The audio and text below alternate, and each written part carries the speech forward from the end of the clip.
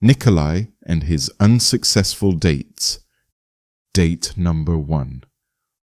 Written by Johnny Fist.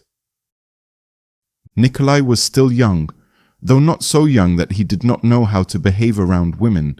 He loved women, very much so, and like any respectable Slav, he also loved a drink. And once drunk, he especially loved himself, and most importantly, became ever more convinced of his own uniqueness. Luck tended to favor Nikolai. Luck indeed, because he was by no means handsome, more of an average-looking bloke, nor did he radiate charisma. He simply knew how to say a few sweet words, throw out a handful of compliments, and eventually, just to get him to stop pestering them, girls would agree to his various romantic or intimate suggestions.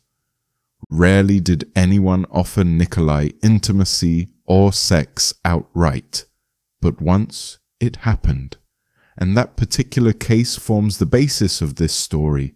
There had been many such incidents, but this one, in the author's opinion, deserves to become part of a whole series chronicling the adventures of our homegrown ladies' man, Nikolai.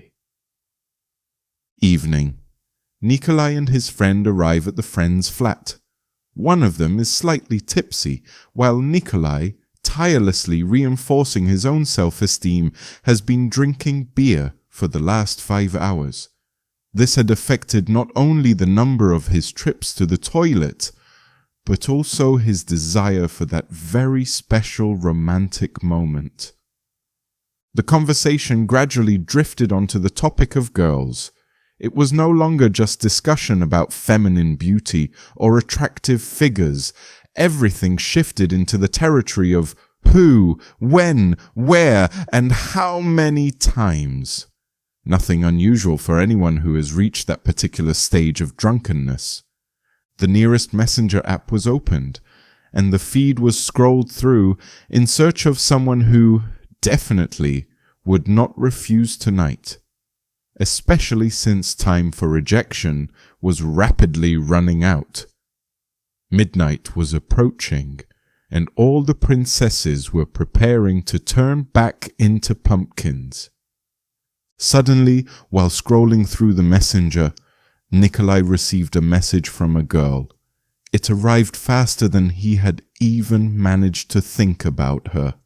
She texted him first! The flirting came from her side. Nikolai splashed more beer into his mouth, taking several deep gulps from the can to further reinforce his self-confidence. Girls did not write to him every day, especially not first. And so the correspondence began. Every message, hers and his, was analyzed and commented upon aloud. Then, just when nothing seemed capable of ruining the moment, the girl went on the offensive. Presumably she too had been boosting her self-esteem that evening. She invited Nikolai over to her place. A bit of background for the listener. Nikolai was no village heartthrob, and not exactly in his freshest years either. Nikolai had no money with which to impress women. Nikolai swore constantly and loved causing scenes. Why she would invite him over at midnight remained a mystery, but the fact stood. Inspired and delighted by the thought that both he and his gallant Rocinante might finally get lucky, Nikolai burst with enthusiasm. A few bold gestures followed, a speech about his greatness, stories about where, how, and how many times, and then a pause. Midnight. Public transport had stopped running. Nikolai smelled like a man who had not washed in 3 days. He had no money for a taxi, certainly none for anything beyond that. Time to solve problems. Nikolai asked his friend for deodorant, not soap, and a towel. Deodorant specifically. Time was running out. As quickly as the lady had changed her mind in favor of inviting him, Nikolai feared she could just as quickly change it back. There was no time for a shower, not even a lightning fast one. 2 additional facts should be mentioned. Fact number 1. The friend found all of this endlessly amusing.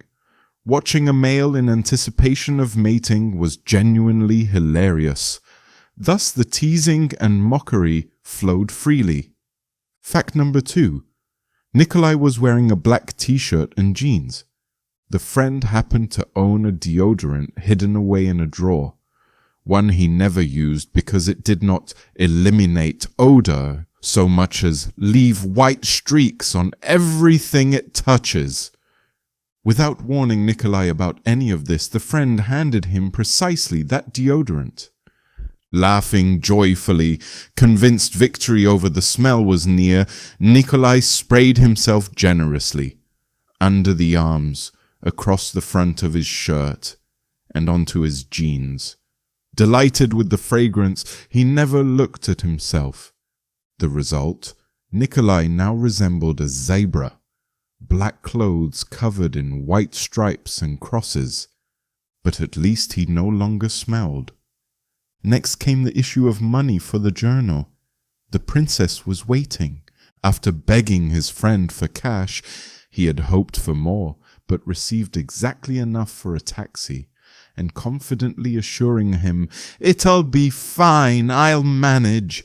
Nikolai shoved his feet into his trainers, hurriedly called a cab, and vanished into the night towards his date. The story does not end there. Having arrived, Nikolai got lost. To make matters worse, he ran out of credit on his phone, so he began sending beggar calls to his friend. Those calls where you hang up immediately, hoping the other person calls back, asking him to top up his balance. After all, a man cannot show up at a lady's home having lost her address while sending her beggar calls. Such behavior drastically reduces the chances of any horizontal outcomes. His friend, laughing hysterically, refused to top up the phone. Another 10 minutes passed before it emerged that our hero had finally decided to send a beggar call to the girl herself and somehow locate the entrance to her building. He even managed to get inside, where he surprised her greatly.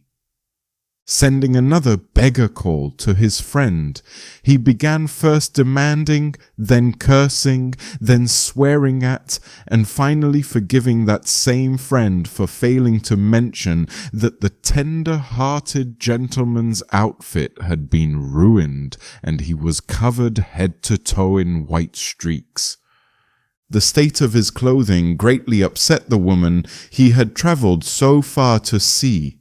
Another 30 minutes later, it turned out that the girl actually already had a boyfriend and had invited Nikolai over simply to have an entertaining Saturday evening and a chat.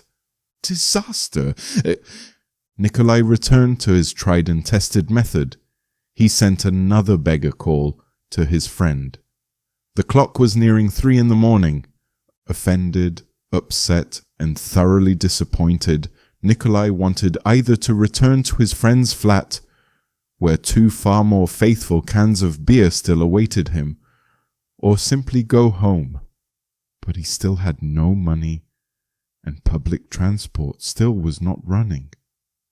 He begged his friend to order him a taxi and then come downstairs to pay the driver afterwards. Laughing uncontrollably at the absurdity of the entire situation, the friend refused this adventure too. He had already suffered enough from the stallion who had expected to spend the night rubbing himself against someone, unlike the friend himself. And so Nikolai was left alone. His friend continued roaring with laughter back at home. Nikolai exhausted all possible beggar calls, trying to reach him, but it was hopeless. The beer had worn off together with the confidence it had previously supplied. The date had failed in every conceivable way and without any consequences whatsoever, and thus, in brief retelling, passed one of Nikolai's most disastrous dates. There would be many more after that, but all in good time.